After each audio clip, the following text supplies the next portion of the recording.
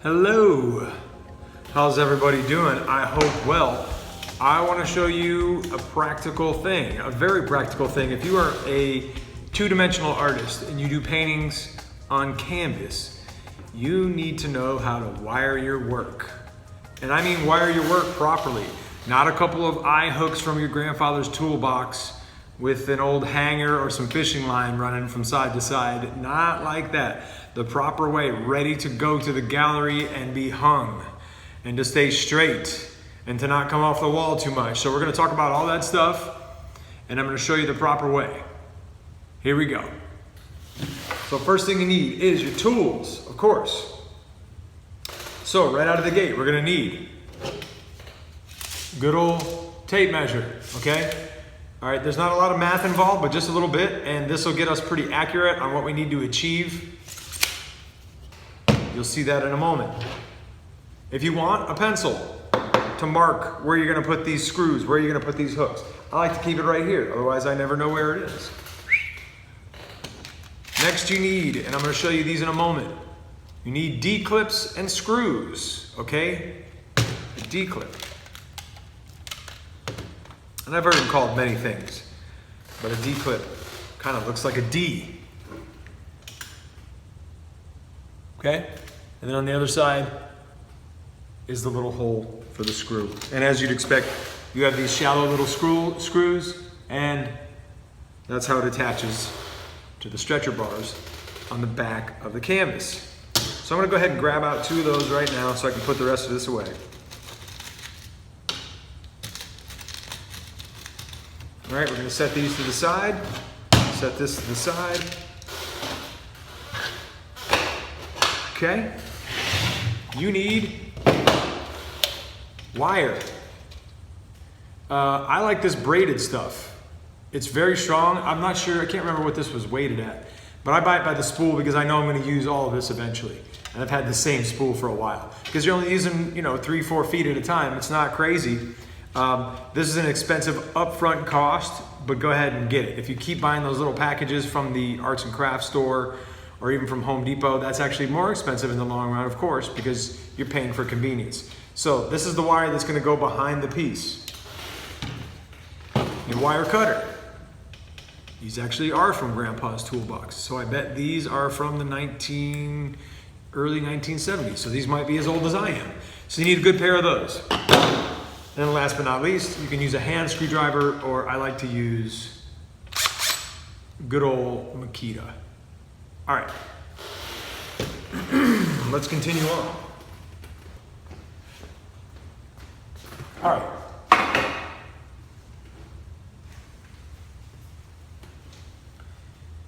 Now I like to lay this on the table for obvious reasons. I want the artwork to be really protected. Even though at this point I have applied varnish to it or some kind of clear coat, so it's pretty tough right now, but nonetheless, a simple moving blanket. You can pick those up pretty cheap at Harbor Freight, as a matter of fact. Home Depot has them too, but Harbor Freight is my preferred. Now,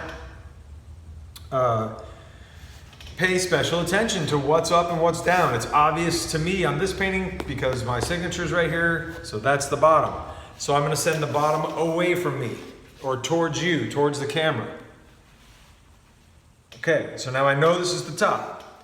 So sometimes because of my obsessive compulsive disorder or because I've made a mistake and put the wire on the wrong spot, I will double check myself and look for that signature down in the bottom right-hand corner. Now, next thing I'm gonna do is figure out where I'm gonna put the screws, okay? I've seen them, because I've helped to organize and curate shows, I've seen the screws as far down as halfway, okay? And what happens when you do that is that piece of artwork is going to hang off the wall at a very extreme angle like this, okay? You want it as snug to the wall as possible, all right? So, what you want is not halfway, but a third. We like to use a third.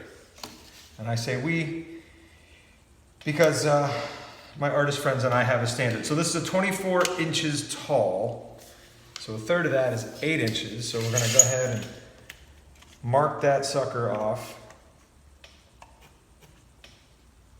Both sides. All right, and I'll take that right across the entire stretcher. These are called stretcher frames, stretcher boards. People call them different things. Usually pretty sturdy on these slightly bigger canvases. Either way, you should be able to do it with these little tiny screws. So next thing I'm gonna do is line up my D-clip. And I like to put the hole right over that line that I drew. And if you can see, I want the D-clip to be able to fall down into the empty space inside. I don't want it snug back like that where the D-clip part of it is over the frame. I want it hanging out into the open space, and the screw obviously going right into that line that I marked at 8 inches.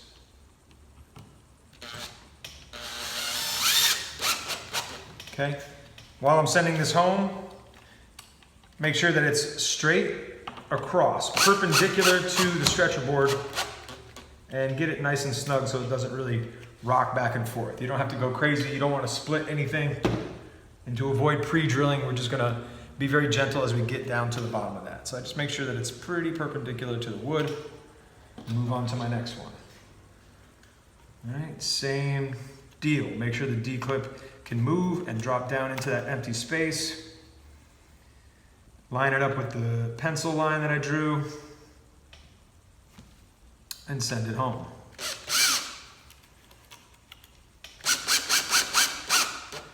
And being gentle at the end, make sure it's pretty darn perpendicular, and we're good. Okay, moving on. Okay, I like to leave it on the spool for now, the wire. And the first thing I do is I go to my left. I prefer to go to the left. And everyone does this different, but as long as you make it snug on both sides, you've done a good job. I like to knot this one, just to really set it in stone. So it's not even really a knot, just the first part of tying your shoelaces. What's that called? I don't know. I was a terrible Boy Scout.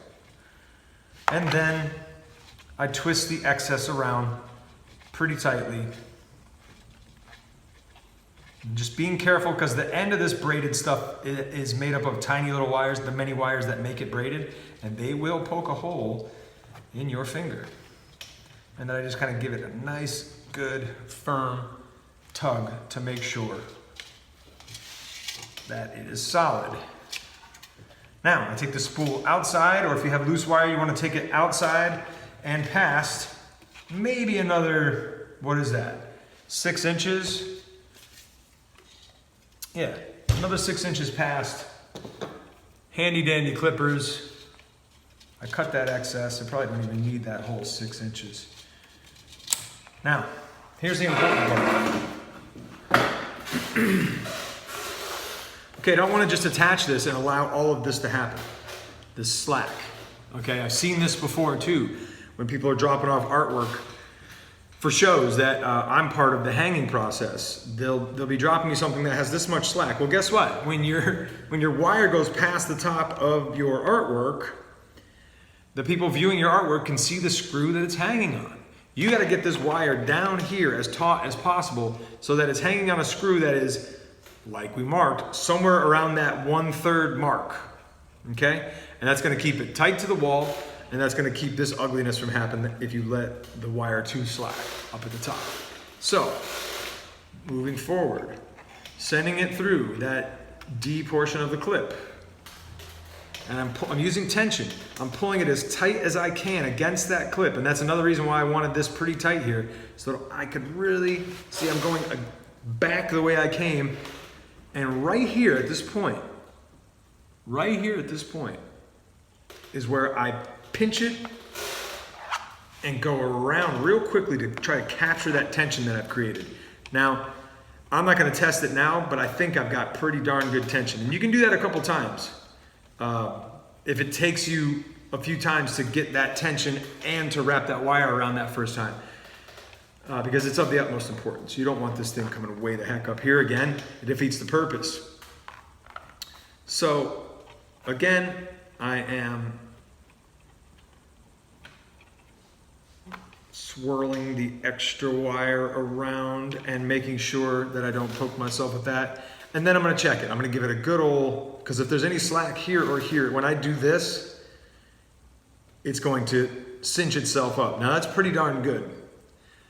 And you can tell because the original 8 inches has now become 6 1/4. So we only lost a little bit. And I think the rule of thumb is 1/3, so that when you lose that little bit from the wire actually having some give, it's even closer to the top, which is actually better than closer to the middle. So this is the proper way. This should last forever and ever and ever, as long as nobody is really pounding on it. So I'm gonna stand the camera up and we're gonna hang this up and I'll show you what I mean. So let's go over here where I've got another piece already on a screw.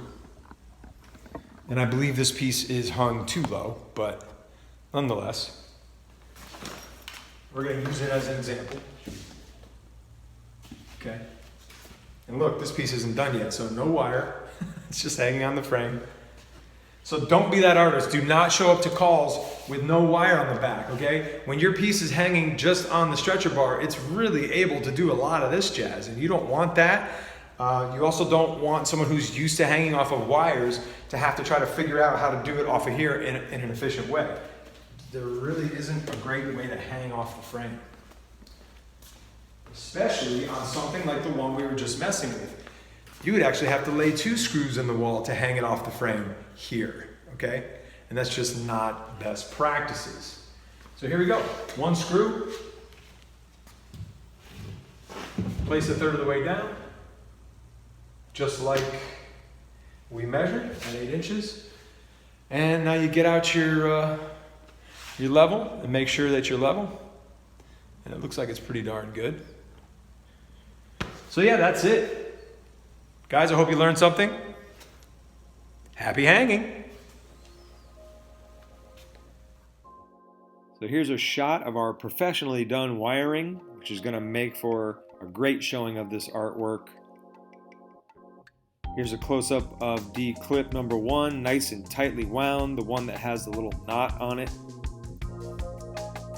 Here's the other side, also tightly wound. We're looking for that very, very tense wire, so you got to pay attention to that when you're doing it. And that just makes the artwork very close to the wall. Look, it's barely leaning off the wall, and that's what we're looking for. We don't want any visual distortion when people are viewing this artwork in context. Less than 1 inch. So that's what we're aiming for when we're setting this up, and it gives us a professional look, and it really helps the entire show when all the work is wired correctly. So I hope you learned something. Appreciate you watching, and I will see you next time.